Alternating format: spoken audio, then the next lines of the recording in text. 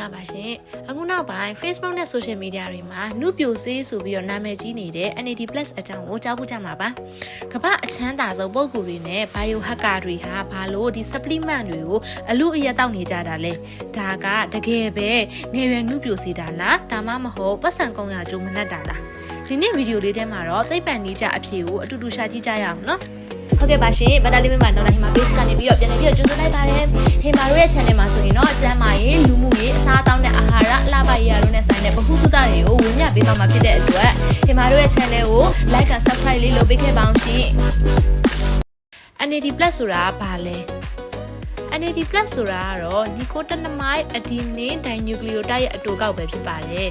ဒီမှာတော့ခန္ဓာကိုယ်တွေကဆဲတိုင်းမှာသူရှိပါတယ်သူကအဓိကအလုပ်နှစ်ခုကိုလုပ်ပေးတယ်နော် energy factory ဒီမှာတော့စားလိုက်တဲ့အစားအစာတွေကိုစွမ်းရည်အဖြစ်ပြောင်းပေးတယ် repair crew ပစ္စည်းသားတဲ့ DNA တွေကိုပြန်ပြီးတော့ပြုပြင်ပေးတယ်ဒါပေမဲ့ပြဿနာကတော့ဟိမာတို့အသက်ကြီးလာလေခန္ဓာကိုယ်က NAD+ ထုတ်လုပ်နိုင်စွမ်းကျလာလေပဲဖြစ်ပါတယ်အသက်50ရောက်ရင်20ကျော်တုန်းကထက်တဝက်လောက်ရောသွားပြီပဲဖြစ်ပါတယ်ဒါကြောင့်ဟိမာတို့အသားရည်တွေတွန်းလာတယ်အမောမခံနိုင်တော့ဘူးယောဂတွေပိုဖြစ်လာတာပဲဖြစ်ပါတယ် NAD+ supplement တောက်ရင်တကယ်ထူးခြားလား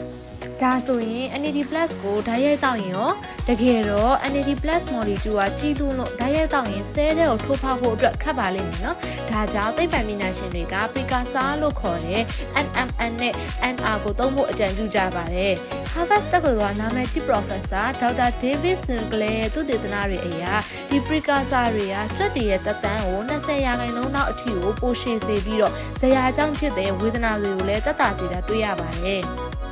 လူတွေမှာရောဘယ်လိုသက်ရောက်မှုရှိလဲလူတွေမှာစမ်းသပ်ချက်တွေအရတော့ထွက်သားအားကောင်းခြင်းလေ့ကျင့်ခန်းလုပ်ရင်ပို့ပြီးတော့အမောခံလာနိုင်တဲ့ metabolism ကောင်းမွန်ခြင်းစီးချိုနဲ့နှလုံးရောဂါဖြစ်နိုင်ခြင်းကိုရောကြစေနိုင်တဲ့ cognitive function အုံနောက်ဆဲတွေကိုကာကွယ်ပေးလို့မှတ်ဉာဏ်ချုံယုံမှုတွေကိုဟန်တားပေးနိုင်ပါတယ်ဒါပေမဲ့သတိထားဖို့ကဒါကအိုမင်းချင်းကိုကုသတဲ့စိတ်cure for aging တော့မဟုတ်သေးပါဘူးเนาะအိုမင်းချင်းကိုနှေးကွအောင်လုပ်ပေးတာပဲဖြစ်ပါတယ်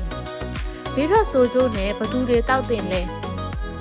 လက်ရှိအချိန်အထိတော့ NAD+ booster တွေမှာပြင်းထန်တဲ့ဘေးထွက်ဆိုးကျိုးမတွေ့ရသေးပါဘူးဒါပေမဲ့တချို့မှာဘိုက်အောက်တာပြုတ်ရတာမျိုးတွေဖြစ်တတ်ပါတယ်အရေးကြီးဆုံးအချက်ကတော့အသက်20ကျော်လူငယ်တွေအသက်တော့မလိုအပ်ပါဘူးเนาะအသက်35 40ကျော်လာတဲ့သူတွေအမြဲပင်ပန်းနွမ်းတဲ့သူတွေအသက်တော့ပို့ပြီးတော့ထိရောက်မှုရှိနိုင်ပါတယ်